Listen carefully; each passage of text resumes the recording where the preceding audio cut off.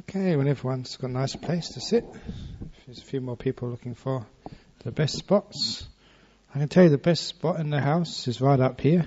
If anybody wants to ordain, the best spot in the house.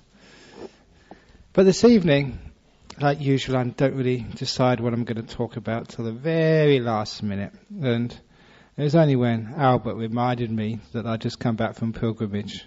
Actually, I'd forgotten because so many things happen since Tuesday morning. As soon as the plane dropped down, then it's back to work again. I was back to work on Tuesday morning. I don't know about anybody else. A lot of work to do. But I think I might sort of start talking about what we did and what pilgrimage is all about and why people do this, going off to India, to the places where the Buddha lived. It's not just going to be a travelogue. This is not sort of Ajahn Brahm's version of Michael Palin. This is going to be sort of like the more spiritual dimension of what a pilgrimage is really all about. It may surprise some of you to know that actually the idea of a pilgrimage actually started with Buddhism. Buddhists actually started the very idea before the Christians and the Muslims got into the act, because from the very early time, before the Buddha passed away, and he said actually those places where the Buddha lived and all the important places of his life, he said you can go to those places as a source of inspiration. And so from the very early time, and according to history, that people would actually visit those places from 2,500 years ago, 2,400 years ago. And this big Indian emperor Asoka, the first king who unified the country of India, he went on pilgrimages to these places, which is very helpful because he left these stone records of where these places are. And from that time on, for those of you who remember the series Monkey on the TV some years ago, that was all about the Chinese who went on pilgrimage to the Indian holy places. It was based on the story of the Chinese pilgrims, just jazzing up a bit for TV, but the heart of the story was a fact where these people would go all the way from China, over to India to collect some of the holy books and see where the Buddha lived. And so it's been a tradition right from the very start of Buddhism actually to go on pilgrimage to these places. But why do you do it for? Especially these days, because if you want to go anywhere these days, you can just get a DVD, a documentary of the place. And maybe with sort of virtual reality, it might be just like being there. But it's not. Because some of the things you see over there, they actually signify just what Buddhism is all about. It's as if they are physical reminders of what we talk about every Friday evening here. As if they reinforce a message of, what Buddhism actually is. And for example, there's one of the places we always go, which is the last actually place we went on a pilgrimage was the deer park just outside of Benares, because that's where the Buddha gave his first talk. And the story, which is almost certainly true, because these things were actually carved into rock. In those days, they did not have they did have some books, but they all disappeared. But when Buddhism became famous, all the great stories of Buddhism, they actually carved them into stone, 2,300 years ago. And of course, those stone monuments are still there. You can still see them. So those little stories we talk about actually were well known 2,300 years ago. So it's really is a historical record. Even like today, for example, we had some school kids come to our monastery. And I'm not quite sure how old they were, 8, 9 or 10 years old. So I told them the story of the talkative tortoise. And many of you know that story because it's in the little booklet, which I printed. But when I went to Java about a month ago, on one of the temples there, that story is in stone on one of the old temples very close to Bodh So you can see the story. There's a little tortoise sort of, with a stick in its mouth and 2 swans on either side. And that's actually an old story. And it's carved in stone. And it must have been the same story as we tell these days, because there it is on a stone monument, I think built about 900 years ago. So it actually gives a sense of history to what we're actually saying here. But in this particular place, in the deer park just outside of Benares, it's one of the favourite stories of mine because before the Buddha became enlightened, he was into all this ascetic practice, and too often, like religion, is actually associated with austerity. And I think it must be really hard. If it doesn't hurt, you never get enlightened. No pain, no gain. And of course, that many people think like that. And of course, the religion of Buddhism, as you've probably seen here, is a very mild, compassionate religion. And we don't believe in that at all. It's not no pain, no gain. It's no pleasure, no gain, as far as Buddhism is concerned. I know, like mental pleasure, no progress on the path. It's not into austerity. But according to the stories here, and these are carved into stone, what actually happened, one of the places we go and see is first of all, where the Buddha was actually trying these austerities. And there's these old statues of him with his bones sticking out, with his ribs showing, looking really gaunt and thin, like someone who's been in a concentration camp. And I mentioned concentration camps because next week we're having a meditation retreat. But that's nothing to do with a concentration camp. Meditation is not concentration, it's letting go, relaxing. But you can see what happens when you sort of get that idea, because people, like this was what the Buddha thought early on, was what meditation really was. Sit down there and beat down the mind. Be tough. Don't be a namby-pamby cream puff monk, but just be really tough and hard. And if you sit there really long enough, you'll soon become enlightened. And Buddhism is not for wimps. Now, of course, that idea, you actually see that in some, even Buddhist circles, they got it all wrong. Because that sort of toughness and hardness, the Buddha tried that, and he said, no, that doesn't work. And he had this beautiful story. We actually went to this cave where he actually is supposed to practice these austerities. First of all, you see the caves in India, the sort of places where, you'd understand that monks and nuns would hang out. Places of solitude, of stillness and peace. They've got the atmosphere there where if you really want to get away from the world and have a bit of silence and peace, those are the sort of places you go to. But he was in this cave just like really not eating, not looking after his body, and he never got anywhere. And it's the same when, I've told this story for many of you here.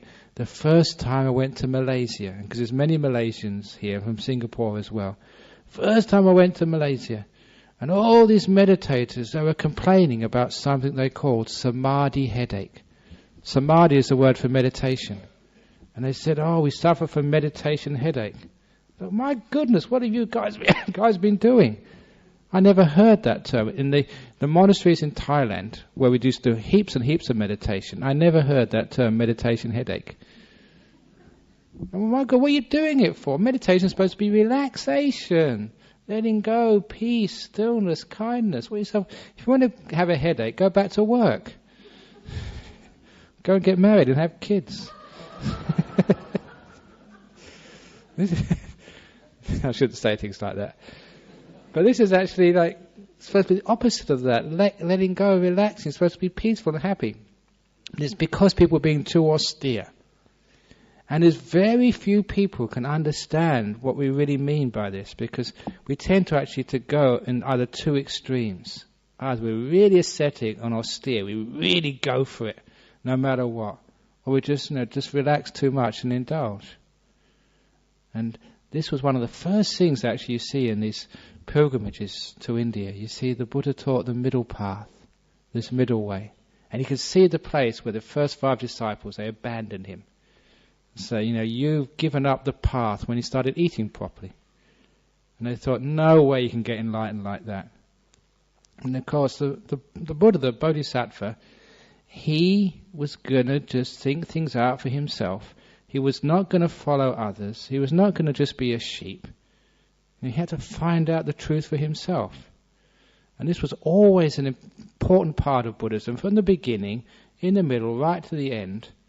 And it's something which we emphasize here. You've heard me say many times that as a teacher, I'm trying my hardest to get rid of you all. A teacher tries to get rid of his disciples, or her disciples, if it's a Sister Wayama.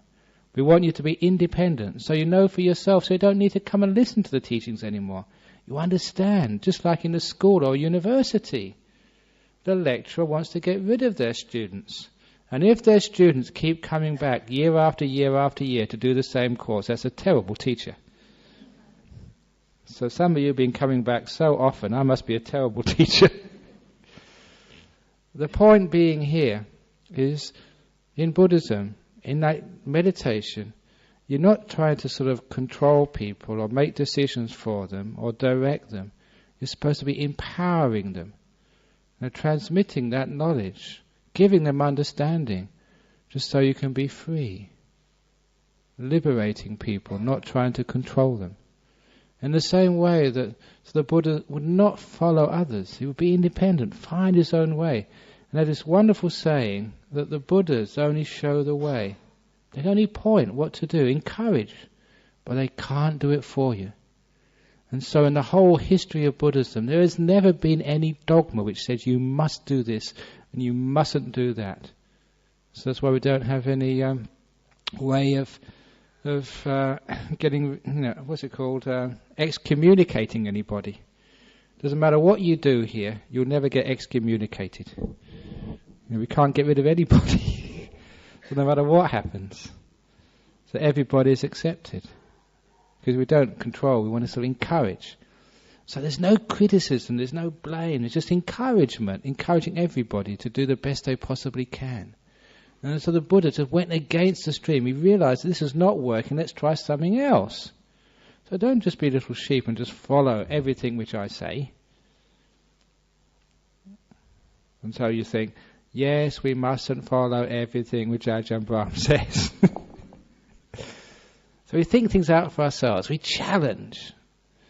When you do that, this is what is called empowerment. And this is what the Buddha actually did. He decided to go against the stream and just find a different way. And this was actually what this middle way was. And you can actually see that with a place where he became enlightened. It wasn't a sort of a harsh place, by a river under a beautiful grove of trees with nice wind coming through.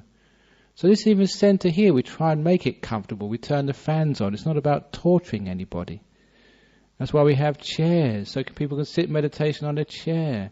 You don't need to torture yourself sitting on the floor.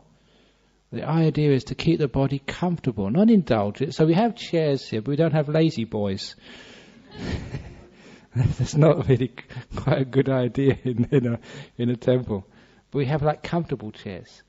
Because this is how the Buddha became enlightened. And it's an important thing which you see and you learn in these places when you go on pilgrimage there. You can see the physical situation where it happened. A place of tranquility, of stillness, of calm, but also of comfort. So you can learn how to let go of the world. So the world is not oppressing you, with hunger or with pain or with tightness in your body. The body's relaxed, sharp, energized, happy, and only then can you transcend that body, to let it go, and to see what's beyond that body, to see this mind inside. Even today, just coming back, someone had an email for me asking about this brain and mind business, and still confused about surely the mind is part of the brain. And when the brain dies or the brain gets damaged, surely the mind gets damaged as well. But that's not the case. As many people know, and even yesterday I was doing a funeral for a good friend of our monastery, and just talking as part of the funeral, as I often do, about people with out-of-the-body experiences. And a fellow came, usually all the time I talk like that, people come up afterwards. I'm glad you said that, because I had an out-of-the-body experience as well. I died and floated out of my body. It's not an uncommon experience to do that. But what was really interesting was a couple of years ago when Professor Pim van Lommel in the Netherlands, he published an article in the Lancet where he showed his research. And this is the Lancet, the journal of the British Medical Association. So this is not some crazy New Age flaky journal. This is hard medical science, showing that people only have these near-death experiences when the brain is dead. when there's no activity in the brain whatsoever, and they are still conscious. They can still see and hear. It's hard proof that when your brain stops, there's something continues. We call that the mind. So the mind is different than the brain. And so this is actually what you find out in meditation. This is what the Buddha does, sitting under a tree, going inside. Because the mind, as it were, is in the center of things, in the center of the body, in the center of time, in the center of silence. When you let all of these things disappear and go, then you can find the mind. Sometimes that I've given this simile, I don't know the last time I gave this simile, I usually only give this simile on retreats. It's a simile of the emperor with the 5 pieces of clothing. Imagine a very powerful emperor, and he's got these big boots on, like the old emperors did, which goes over his feet, up his calves, and halfway up his thighs. And he's got these big trousers on, which cover the top of his boots and cover his waist. That's clothing number 2. He's got a jacket which covers the top of his pants, goes up to his neck and to his wrists. And he's got gloves which cover the wrists. And lastly, he's got a helmet which covers the whole of his head and his shoulders. Each of these 5 pieces of clothing overlapping, so you can never see this emperor underneath. You don't know whether it's a man or a woman, whether it's an Asian or European, or what it is, old or young, because you can never see the emperor under these 5 pieces of clothing. This is a simile. If you want to find out exactly who the emperor is, the one in charge, you've got to take off those pieces of clothing to see the emperor bare. In that simile, the 5 pieces of clothing stand for your 5 senses: seeing, hearing, smelling, tasting, and physical touch. Because they, as it were, they clothe the mind. They cover it so you can't actually see what's underneath it. What is doing the hearing? What is doing the seeing? What knows these words which I'm saying now? You've got to uncover that emperor. And that's what meditation does. That's what the Buddha did under the Bodhi tree. We went to that place where the Buddha sat meditation. We know it's that place because just shortly afterwards, people put shrines there. They knew it was the place where the Buddha became enlightened. And 200 years later, again the Emperor Asoka put a big pillar there to show, this was the place where the Buddha became enlightened. So it's marked 2,300 years ago. We know exactly where that happened. You can go there and imagine sitting close to the place where that happened. Anyone who's never had any good meditation before, if you go to those places, they are powerful. They are strong.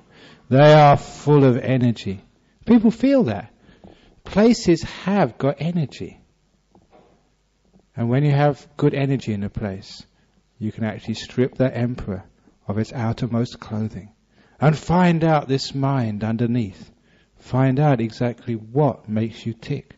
Who is doing all of this and why? This is why enlightenment happens in those places. I say places have energy because there's many, many stories.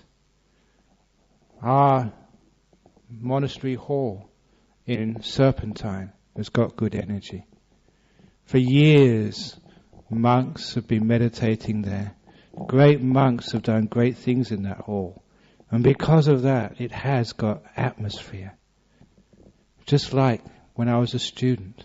I was a student at Cambridge. They used to have this old laboratory, the Cavendish laboratory. I remember having a guided tour there when I first went to the university. And they point out this room. This is where Rutherford split the atom. This is where, what's their names? The guys who discovered DNA, Crick and Watson. This is where they discovered DNA. They went through all this whole history of what happened in these small little rooms. And they all did it just not with expensive equipment, just with bits of aluminium foil and a few paper clips and an elastic band. That's what they used in those days. It's incredible what they did. And it had atmosphere. You used to just go in there and you could feel just what was happening. And it was like a warren of these corridors, these little rooms with danger, lasers, or these other experiments. And you could imagine these crazy professors with long white hair, absolutely mad, stuck in these rooms for years. That was the atmosphere it had there. It was great. And then they knocked it all down to build a new laboratory. It's really terrible. They don't know about atmosphere. But because of what happened in there, it almost has places have the resonance. Like our monastery has that resonance. And one of the stories I remember, just in the early years, let alone now, in the early years, there was this guy who was building our water tanks. If you see the big concrete water tanks which collect our rainwater, our monastery down at Serpentine, there's this really rough Australian grano worker, and when he was mixing the concrete and pouring it in there, he had his music blaring away. But we couldn't ask him to stop because he was much bigger than I was. You've got to be practical about these things. I want to live. But at the very end, when he'd finished, because I was looking after the work, he came up to me and said, "Brahm, would you mind if I look in your church?" He called it a church, the temple. But I didn't mind. Good enough. I said, "Sure." And so I walked with him. And you can imagine this big Australian concrete worker, just in his boots and his grey streaked overalls, the streaked with the concrete, really dirty old face. And when we went to the hall, he was talking all the time, chatting about this, talking about that, because he was just so restless. But as soon as I went into that hall, he had his boots on. I said, "Look, don't take your boots on, just poke your head round the corner and have a look." It's incredible what happened. I always remember this, because as soon as we went into the hall, he poked his head round the corner. He went absolutely quiet. As if somebody had put a hand over his mouth. As if his brain had stopped. If he had some sort of seizure. But I left him there for a while. And I was just with him, just enjoying just the effect that place had on him. And then just after about 5 minutes, quite a long time, he turned around to me and with a toothy smile, he said, "God, this is good, ain't it, Brahm?" It was just so sweet. He really appreciated the silence there. He knew nothing about Buddhism and meditation. We could feel the silence. It has an effect on you when you go to such powerful places. So you can imagine what happens when you go to powerful places where these amazing things happen. Sit meditation there, and it's as if all of your restlessness, all your thoughts, all your worries get sucked away.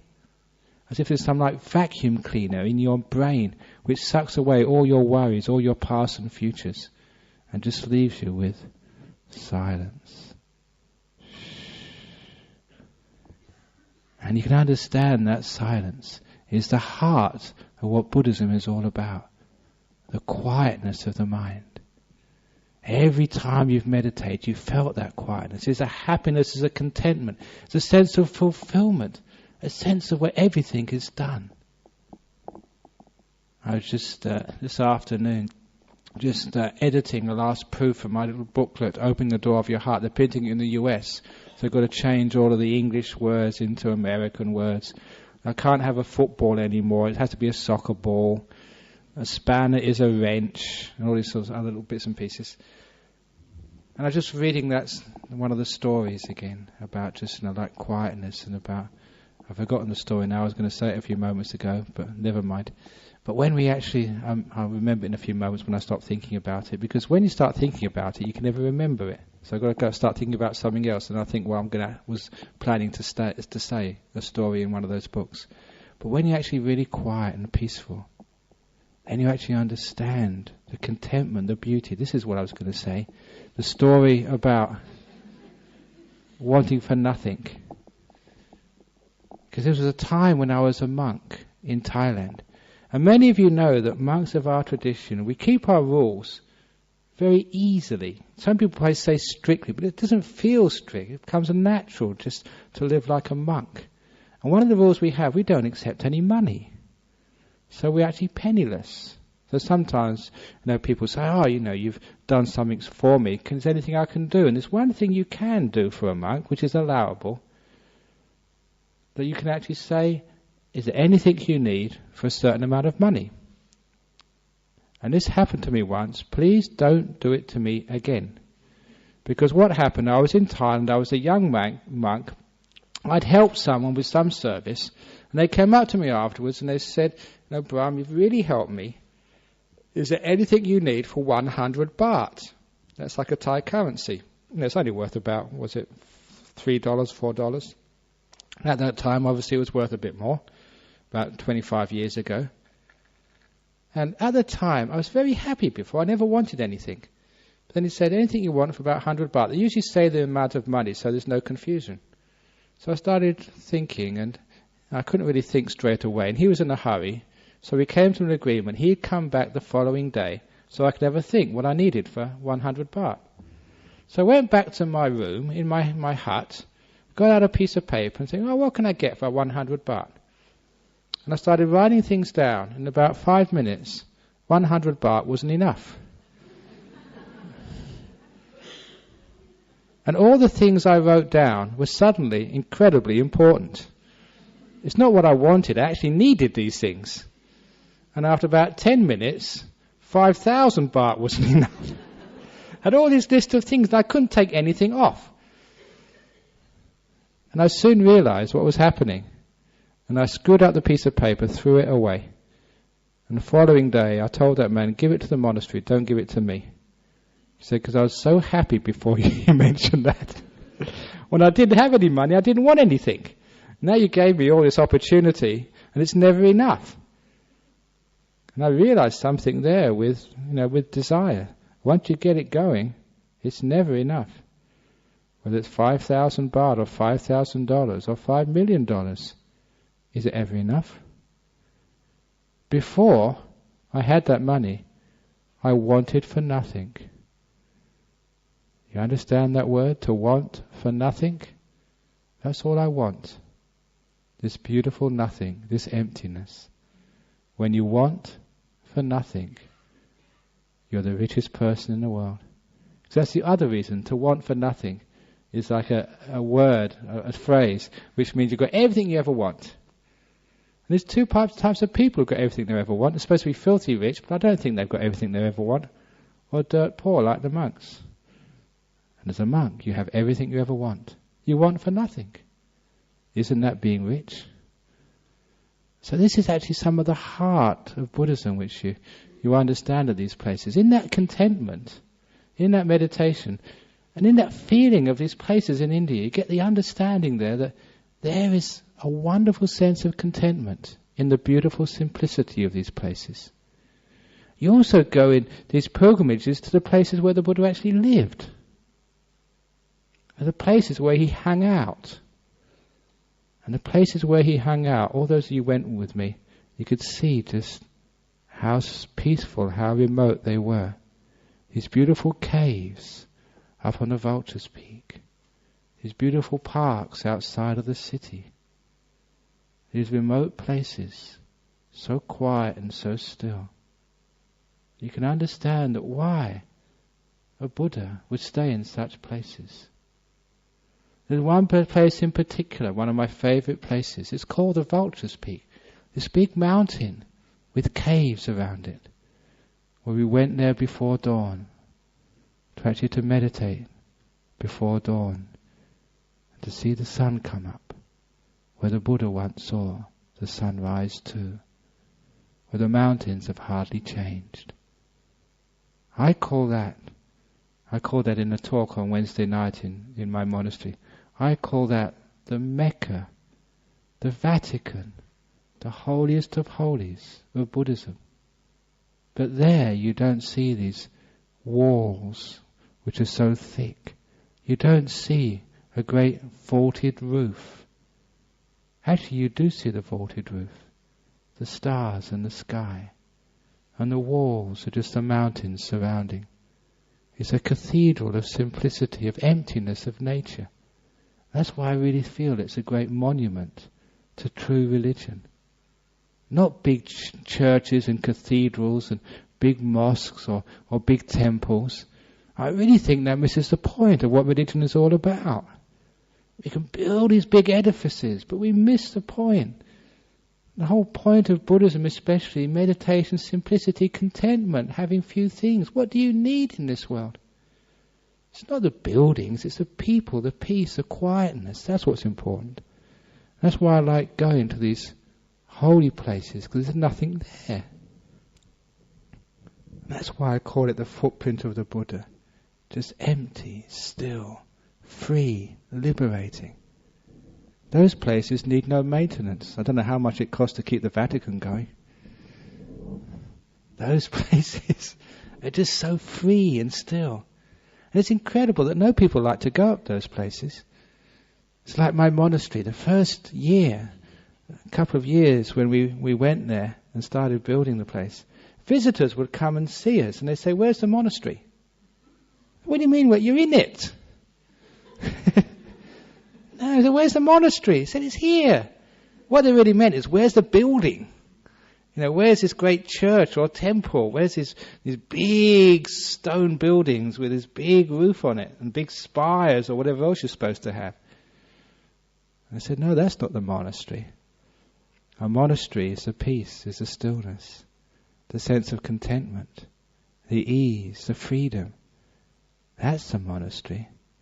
The trees are the monastery, the wind flowing through those trees are the monastery. The stillness, the peace, the kindness of everyone who comes here. That's the monastery, not the buildings. Buildings are easy to construct. The silence, the peace, the kindness, that's what's really valuable. And that's what makes a monastery. So when they came in the first few years, where's the monastery? It's here. Can't you see it? We're looking for the wrong things. And that's why in some of these beautiful places you go to in India, you can actually see the Buddha in those places. Not the person, but the peace, the silence, the freedom, the emptiness. It's just resonant in those places. That's why I say it has atmosphere. So you go to those places and you just make the mind still for a few moments. You open your mind. And all this beautiful stillness and calm comes in. Because so many people, monks, nuns, travellers, pilgrims, have been coming to that very place for thousands of years. And they've left their offerings in those places. Not in a donation box. They left their offerings in their meditation, in their peace, in their stillness, in their calmness. And that's why those places are rich in something you can never see with your eyes, but you can feel with your heart. The peace and the stillness. That's why I get off on going to such places.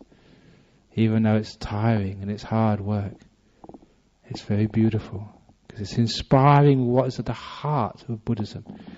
And in those places, sure they're remote, but they're not austere. The Buddha never sat on a bed of nails. He was a comfortable, cool and quiet cave of sand. You can go and sit there yourself if you want. And no one will charge you any money to go in. In the Vulture's Peak, you just walk up. And you just go in the cave. You just sit there. There's no attendant stopping you and saying, "Are you a Buddhist? You're a woman, you can't go in. You're a Westerner, you can't go in." No one says that. It's open to everybody. And that's a beautiful part of the Buddha's teachings. One of the things which I always was impressed with, you don't need to be a university professor to become enlightened. People with just the ordinary states of mind, ordinary jobs, even street sweepers, will become enlightened. You don't need to be a high caste people. Even prostitutes became fully enlightened. You don't even need to have this incredible good karma from the past. Even a serial killer became enlightened. Even a crazy woman became enlightened. It's incredible the stories you read of people in those days, of all walks of life, of all intelligences, of all genders, of all castes and walks of life. They could all find peace inside of themselves. Because peace is the birthright of everybody. So no one was excluded. And in the same way, you can go to these places and no one is excluded. You just go in there. I know some places you can go to, some holy places, only the priest can go into the inner sanctum. Or sometimes even women are not allowed. Or sometimes that, if you don't know the right people, you can't go through the doors. That's not religion. That's some sort of control freak business. But one of the great things about these places, you can just walk in and sit and feel the peace. It's a symbol of the freedom which you can feel in the mind. The simplicity. And the simplicity is just a wonderful part of going to those places. Sure, in some of those places people have built these big monuments. But sometimes, look at those big monuments they've built. And they're just covering up just what's underneath. The simplicity of the Buddha.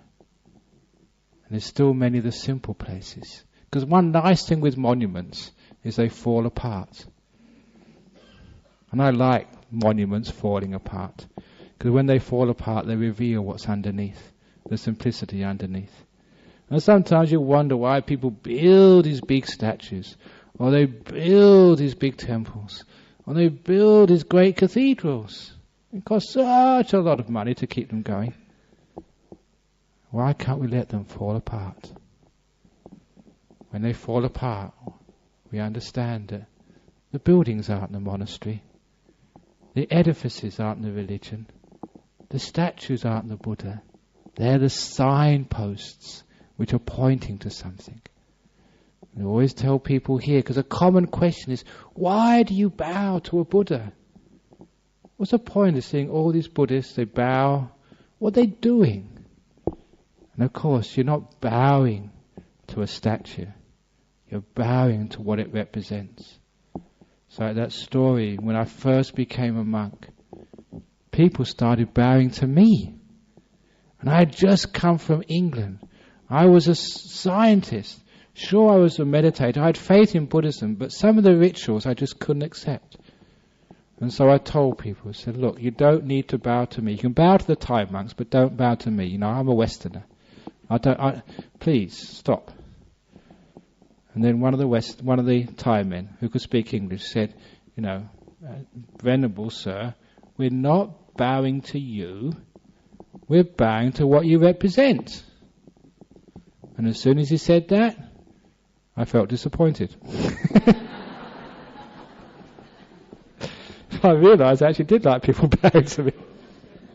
And be honest about it. But that was then. But it was true what he was saying. I understood from that why you should be bowing. It's what it represents. So what it represents, when I bow to a Buddha statue, it's what it represents. I bow to virtue, like to goodness, purity of speech and action. I bow to peace, silence, letting go. And the third quality is compassion and wisdom. For those of you who know Buddhism, it's like sila, samadhi, panya. Virtue, meditation and wisdom. Wisdom and compassion, they go together. That's what I bow to when I bow to a Buddha. You know why I do that? Because I really love virtue. I love goodness. I really respect it. I do literally worship virtue. And I also worship peace and the freedom of that peace. It is so lovely to be still, have peace of mind, have contentment, have freedom. Because freedom is peace. Peace is freedom. I love that. I worship that. And I also worship wisdom and compassion, kindness. That's really important to me. I found it very easy to put my head down to those qualities. But also I've discovered over the years that when you actually put your head down, worshipping those qualities, it's as if like you're raising those qualities above you. It means because you're respecting them, you tend to imitate them. And they become important to you. Just like fashion. Why do we actually have our fashions? Very often because we imitate those people we worship. You know who I used to worship when I was a young man? Jimi Hendrix. If you see pictures of me when I was 17, 18, 19, you see I had much more hair than I have now. It was out here somewhere. Jimi Hendrix style. Because he's a guy I worshipped, and so I imitated him with my fashion. And that's what we do. We imitate people. And so when we worship the Buddha, that's what we imitate. We imitate virtue, peace, compassion and wisdom. That's why bowing actually works. When you know what you're doing it for, that's what you're worshipping. And you become that which you worship. You imitate it. So it's a marvelous way of actually allowing those qualities to grow. That's also when you go to these holy places, what they mean to me as a Buddhist now. Every time I go there, because your meditation always gets deeper, you get more sensitive to the beauty of what happened in those places. Like a being who actually opened the doors to a really true religion. Not a religion of power, saying you have to come to this church or go to that priest, to get into heaven. Not like sort of getting power over you, but freeing you, liberating you. So you don't need to be wealthy, you don't need to be poor, you don't need to be clever, you don't need to be stupid. Anybody, as you are, contentment, freedom, peace. That sort of love, the door of my heart's open to you, said the Buddha, no matter who you are. No one is being rejected. One of the great things which I got from these places is there's no judgment at all. Yeah, it's supposed to be Buddhist places, but you see Hindus going in, Muslims going in, Sikhs going in. There's no one on the gate saying only Buddhists only. Anyone can go in. And anyone can feel some of that peace and some of that stillness. Because that Buddhism is an open religion, non-judgmental, freeing. So some of these things which you feel in these places are actually fundamental parts of what Buddhism is all about, what meditation is all about. The sorts of things which you actually say in a talk, you actually feel as the atmosphere of these places. Places of freedom, liberation. And that is by far the most important truth. You never find truths in books. You find truth in your heart. But the only way you can read that book of truth in your heart is to be still and peaceful first of all. Sometimes when we're moving, we're always moving away from that truth. Going here, going there, looking for it all over the place. We miss it. All we need to do is to stop, to be still, to be peaceful. And there you have the truth right in front of you, in the peace of this moment. I mentioned that earlier. The contentment of just having everything you ever want. Have any of you ever had the feeling that you don't want to be any other place, you've got everything you ever want? You don't want to be any other place in the world except just here, just now. You've got everything you ever need. Full happiness and contentment. Have you had those moments before? When the mind is still, fulfilled, there's nothing wanting, nothing lacking. The point of it is you don't need very much to experience such contentment, such freedom, such beautiful happiness. But our world, we go searching for happiness in things. We go searching for happiness in going here and coming there. Happiness is like the rainbow, always a few feet in front of us. We go running after it, but the rainbow goes away from us as well. We never quite catch this happiness. We run here and run there, but one day we stop all the running. We become still. And then happiness comes to us. When I was in Bangkok, I told the story of the donkey to some Thai disciples.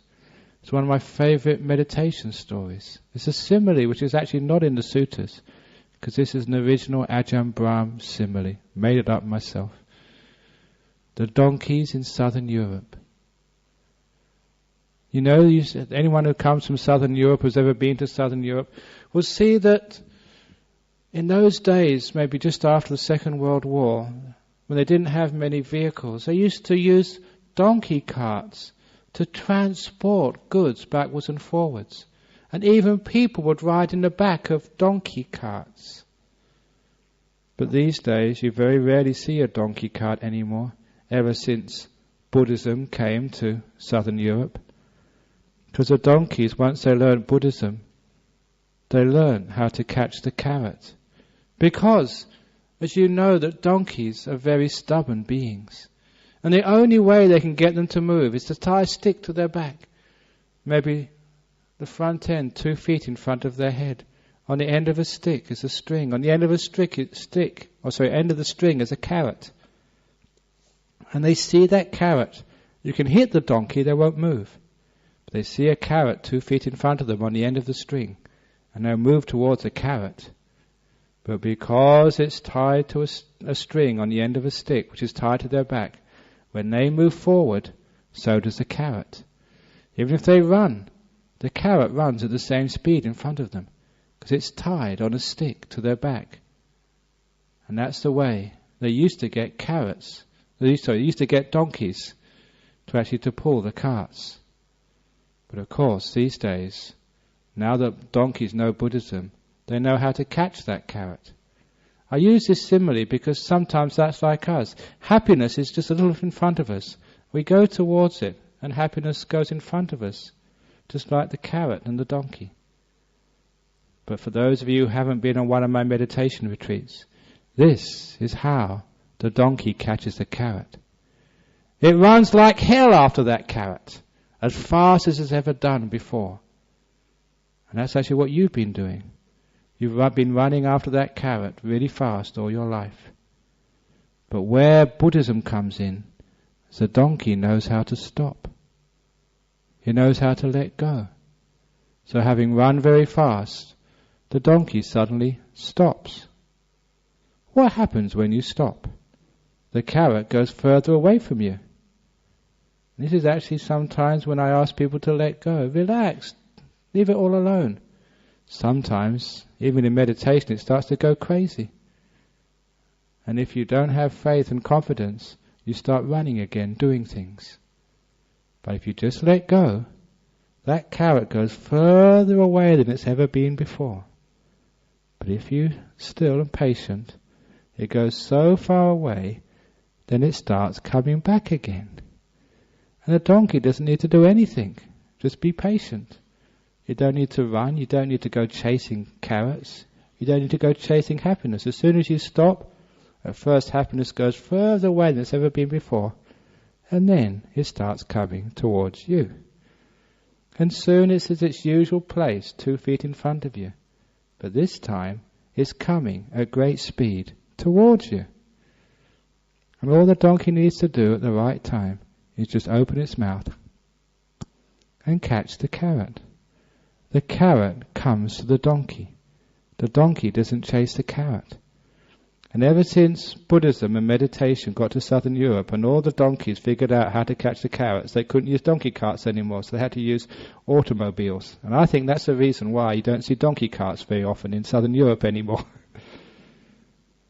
But the simile is important, because this is sometimes we try and catch the carrot of happiness in life. We sometimes try and catch the carrot of truth. What we want to attain, what we want to reach, we try so hard for it. And how many people ever feel fulfilled and happy in life? Very few, because they never stop. But there comes a time when we learn Buddhism and we stop. And at first the carrot seems to go further away. But we wait, and are patient. And the carrot of happiness starts coming towards us. It's a beautiful simile because that's how it works. Stillness and patience, letting go, being content. And you find all the happiness you ever want in the world comes towards you. And this is actually, we see that, you feel that at these places. You just go and sit down there, you don't do anything. And you allow peace to come closer and closer to you. Freedom to come towards you.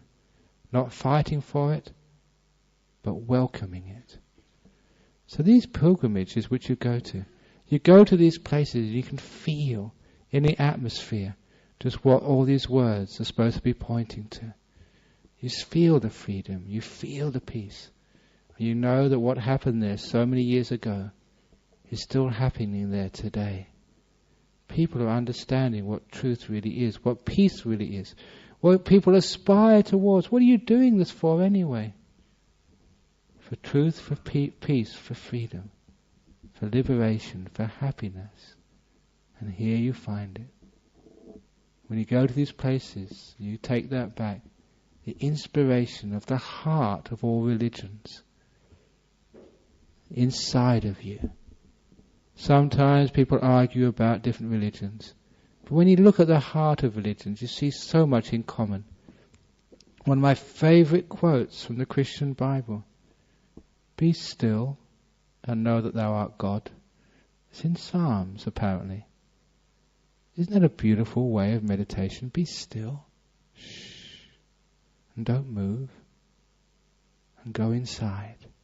And there you'll find all the truth you ever need.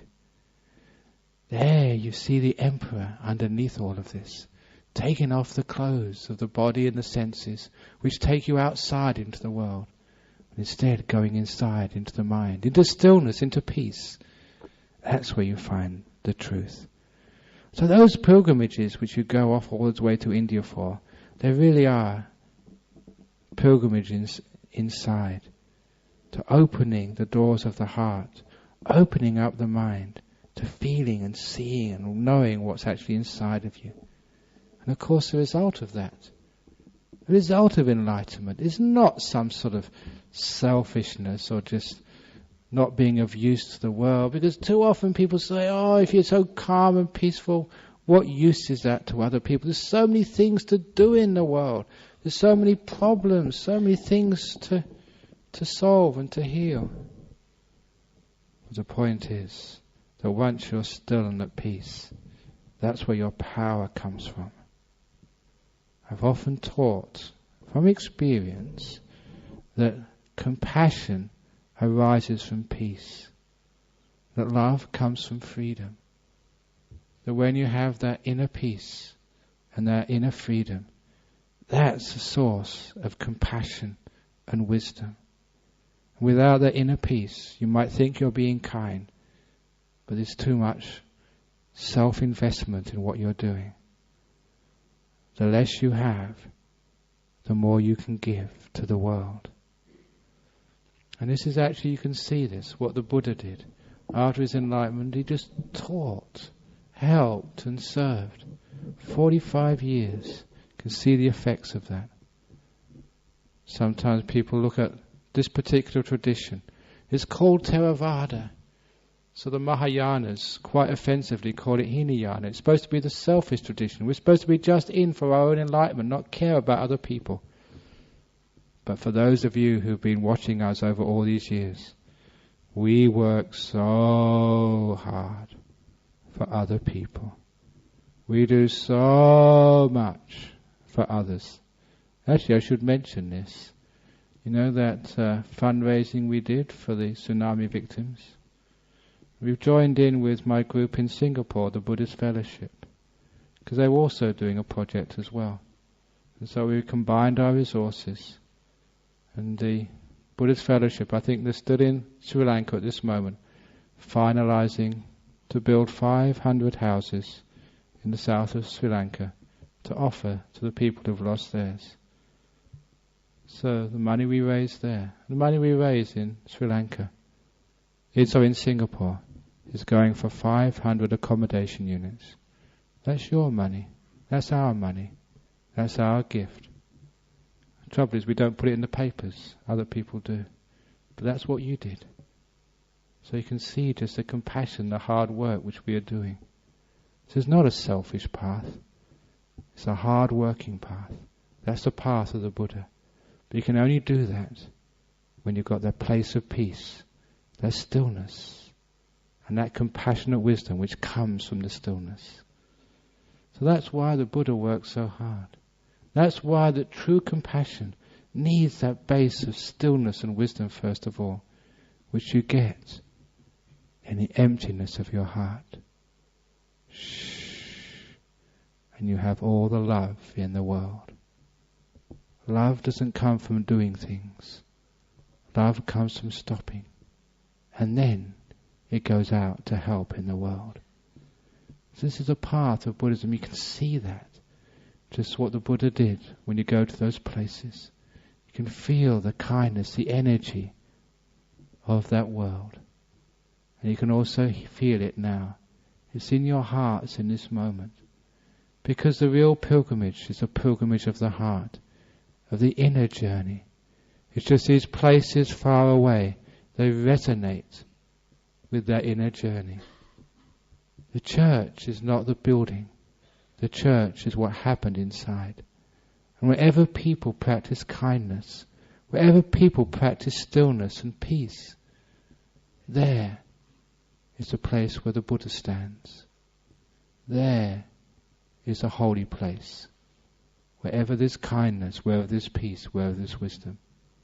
So you don't need to go far to go on a pilgrimage. To go inside, be peaceful, be still, be kind, and you'll feel the heart of all religions. And once you know that place, once you abide in that place, not only do you never need to spend all that money on airfares and hotel accommodation, but also on a Friday night you'll have no need to come here anymore. And finally, I would have got rid of you all. Thank you very much for listening. Okay, anyone got any questions about tonight's talk on the essence of pilgrimage? Yeah, that's a very common story. Just to repeat it for the tape, you were saying that some Australians went to Ireland, two young men. They got set upon by some louts. One of them was very heavily injured, and they hospitalised. The hospital called the family in Australia, in Sydney, come over, your son's in a coma. And the mother and the sister went over there. The doctor wanted to turn off the machine because there was no sign of brain activity whatsoever. And he said, all the best machines you've got. Ireland is a very well-developed country. They'd have all the best machines. The doctor said no hope. But he recovered later on, and he recalled, he said on the radio that at the time, when his mother was there, sister was there, he was screaming at them. He was very conscious of what was happening, screaming at them, do not turn off the machines. I'm still alive. And he's saying there must have been some connection there because the mother said give him another 24 hours, and he came to. I've told that story before. A lady in Singapore also sort of had that experience. That she too was actually in a coma for quite a long time. And of course in Singapore, Chinese tradition, they asked the children, the sons. And the sons told the eldest son, you make up the decision. You're the eldest son. Your responsibility. He said, no, help. He said, no, it's your decision, because they wouldn't make that decision.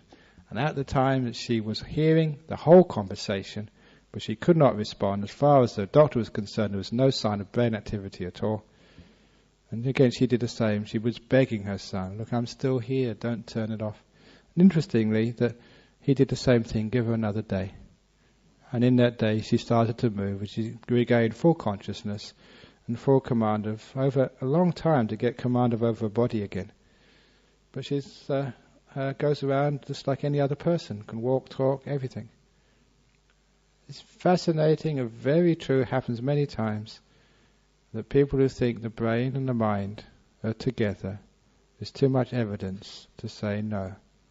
And the point is that once we accept the mind can be independent of the brain, it obviously means that when you're brain dead, really dead, in other words, when you go to Karakato or Fremantle, your mind is still there. You don't just disappear. You're still there. And if I'm wrong, if you're not there afterwards, you can come back and tell me, Ajahn Brahm, you're wrong. Of course you couldn't if you're not there anymore. But the point is, I guarantee that when you die, you'll still be there. Fascinating. It shows you. If you only know that now, you won't be so afraid of death. We make such a big fuss and bother about people dying. The point is, it doesn't matter sort of dying. It's like how you die and what you do before you die is important. So don't worry about death. It's not a big thing. You've done it many times before. You'll do it many times again. Every time you get close to that, here we go again. So don't make a big fuss and bother about it. And also when somebody else dies, don't make a big fuss and bother about people dying. Doing it all the time. It's happening every day, for goodness sake. There's nothing special. Your mum dies, your father dies, sister dies, wife dies. Is it really special? It's the most normal thing in the world. Happens every day. Strange, isn't it? Because it's my mother, my father, we think it's special. The truth of the matter is very different. We know what actually happens. Oh, they just left their body. They don't disappear. Just the body goes. Yes, Lawrence. I don't know. I think it's just some sort of rotten trick of somebody giving us a brain. Because we've got a brain, we've got to think and worry and goodness knows what else. Much better without one. So next time, see if you can get one without a brain.